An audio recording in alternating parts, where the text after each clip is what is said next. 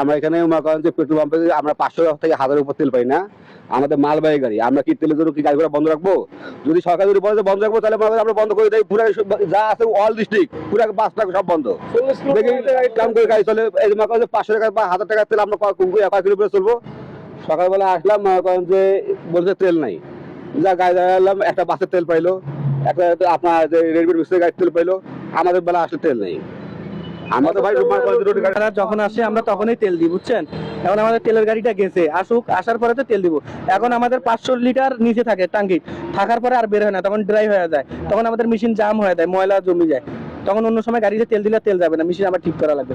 উনি বুঝে বলার পর উনি চিল্লাচিল্লি করে, উনি কন্টিনিউ তেল পায় এখানে। কালকে নিছে, তার আগের দিন নিছে। এখন আপনাদের তেল আছে কিন্তু আমরা দিতেছি তেল আনতে গেছে, তেল আনতে গেছে, আমাদের তেল তো নাই। আমাদের তেল তো কালকে শেষ হয়ে গেছে। আমার কোনো অভিযোগ নাই, যতটুকু সীমাবদ্ধ দেয়।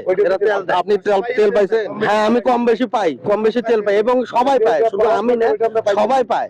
পেট্রোল নিতে আসছি, পাম্পে পেট্রোল পাইলাম না, নাই, গাড়ি গেছে বিলি এই পর্যন্ত, এখন না পাইলে কি করবো?